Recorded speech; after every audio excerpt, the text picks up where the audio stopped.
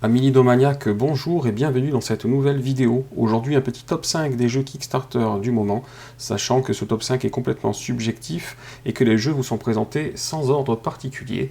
Comme d'habitude, si cette vidéo vous plaît, n'hésitez pas à vous abonner et mettre un petit pouce vers le haut, ça fait toujours plaisir. Dans Small Railroad Empires, on est dans un jeu de train à la difficulté moyenne et au temps de partie moyen, donc ça va vous permettre de jouer des parties assez rapidement et d'expliquer le jeu assez rapidement, et donc ça reste plutôt dans du familial, ce qui est assez agréable pour un jeu de train. Dans ce jeu de train-là, eh bien, il va falloir construire votre réseau, il va falloir récupérer des marchandises pour les livrer, et il va falloir essayer de se coller aux objectifs communs de la partie le plus possible, ainsi qu'à son objectif secret. On va faire ça sur une carte qui va être modulable. On peut également rajouter dans l'extension des cartes de différents pays, et selon le nombre de backers de chaque pays, il y aura aussi des cartes supplémentaires. Donc ça, c'est assez sympa.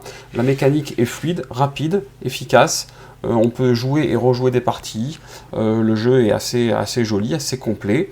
La règle du jeu va être en français.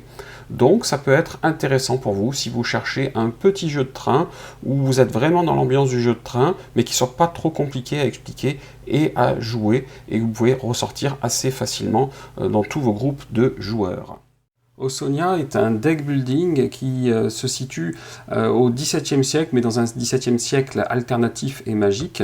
Et dans Ausonia, eh bien, vous allez pouvoir jouer en 1 contre 1, comme souvent pour les deck building, mais également en solo, ou jusqu'à 3 ou 4 joueurs. Sachant que chaque joueur va démarrer avec un deck identique en termes de cartes, mais que par la suite chacun va évidemment construire son deck. On va pouvoir mettre de côté des cartes qu'on pourra jouer à tous les tours en se débarrassant de cartes qu'on veut plus jouer. On va pouvoir acquérir de nouvelles cartes pour faire de puissantes combinaisons. Et tout ça avec vraiment un système de contrôle qui va nous permettre également de garder des cartes d'un tour sur l'autre pour pouvoir essayer d'enclencher nos combinaisons. Vous allez le voir aussi sur la page du Kickstarter, il y a plusieurs extensions disponibles, donc vous pouvez pledger d'une boîte de base jusqu'à un all-in avec toutes les extensions. Alors ce jeu est en anglais, mais il n'y a pas énormément de texte, et si vous êtes familier aussi avec tout ce qui est deck building, vous allez rapidement comprendre les règles et comprendre les termes principaux. Voilà pour Ausonia, un deck building rafraîchissant. Vous pourriez vous laisser tenter également par celui-là. Allez donc jeter un petit coup d'œil pour avoir une meilleure idée sur la page du Kickstarter. Tales from the Loop, qui, comme son nom l'indique, est tiré de la saga Tales from the Loop, c'est-à-dire les livres au départ, et puis la série, le jeu de rôle, et maintenant le jeu de plateau. C'est un jeu de plateau qui se rapproche du livre dont vous êtes le héros, du jeu de rôle. En effet, vous allez avoir un personnage avec des compétences, des points forts, des points faibles, des objets, et puis vous allez devoir, avec les autres personnes qui sont autour de la table, eh bien, prendre des décisions sur quoi faire des jets de réussite avec les dés pour savoir si vous réussissez vos actions, essayer de combiner les choses, essayer d'enquêter.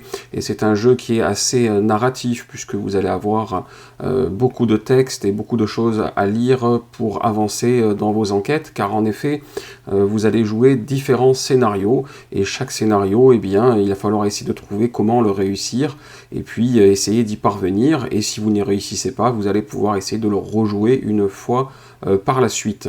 Ce jeu est bien évidemment à conseiller aux personnes qui connaissent déjà Tales from the Loop et qui l'apprécient, bien évidemment, et aux personnes qui ne sont pas non plus réfractaires à l'anglais, car comme je vous l'ai dit, il y a beaucoup de textes dans ce jeu, et pour l'instant il n'est qu'en anglais, mais le jeu a l'air vraiment très bien fait, et si vous aimez ce type de jeu et cet univers, n'hésitez pas, je pense qu'il faut foncer.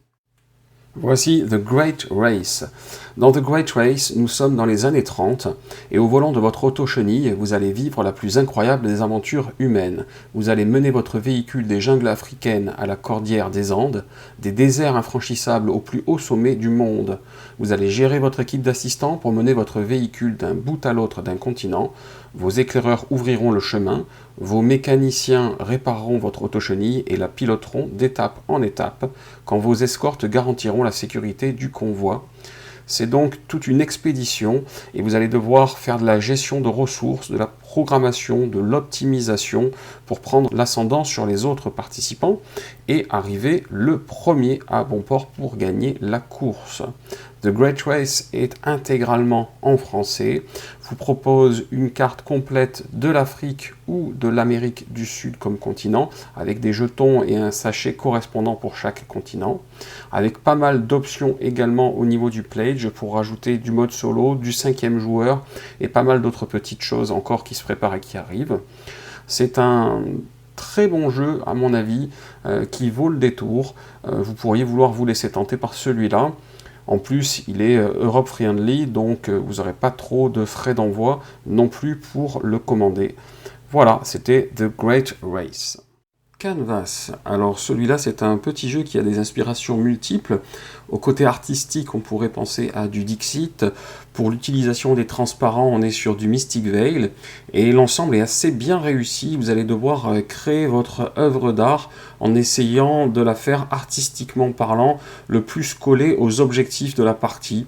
Donc à chaque partie, vous allez avoir une flopée d'objectifs différents et il va falloir essayer de récupérer les bonnes parties d'œuvres pour les assembler, pour faire les œuvres qui répondent le plus aux objectifs au cours de partie.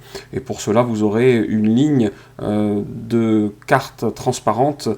Vous allez devoir les récupérer de la gauche vers la droite étant le moins cher et vers la droite le plus cher. En effet, pour aller chercher les cartes qui sont le plus vers la droite, vous allez devoir payer des jetons inspiration, et si vous n'en avez plus, vous ne pourrez pas aller les chercher. Et les cartes sur lesquelles il y aura des jetons inspiration, eh bien quand les gens les prendront, ils récupéreront ces jetons. Donc ça aussi, c'est assez classique.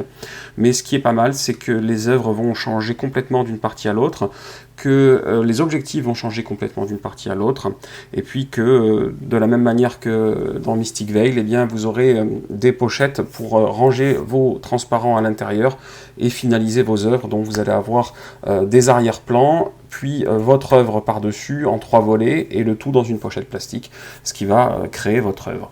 Voilà, c'est un joli petit jeu et un petit coup de cœur pour moi. Je pense qu'il est très rapide, très sympa, il n'y a pas besoin de savoir parler anglais, il y a très peu de texte sur le matériel.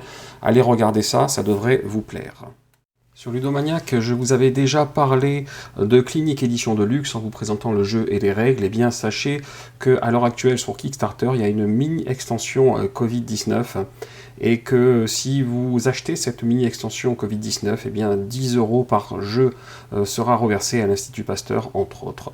Voilà, c'était pour vous tenir informé, c'est un petit bonus. Voilà, c'est tout pour ce petit top 5. Si cette vidéo vous a plu, n'hésitez pas à mettre un petit pouce vers le haut et à cliquer en bas à gauche pour vous abonner, ça fait toujours plaisir. Et chers amis ludomaniaques, je vous dis à très bientôt pour une prochaine vidéo.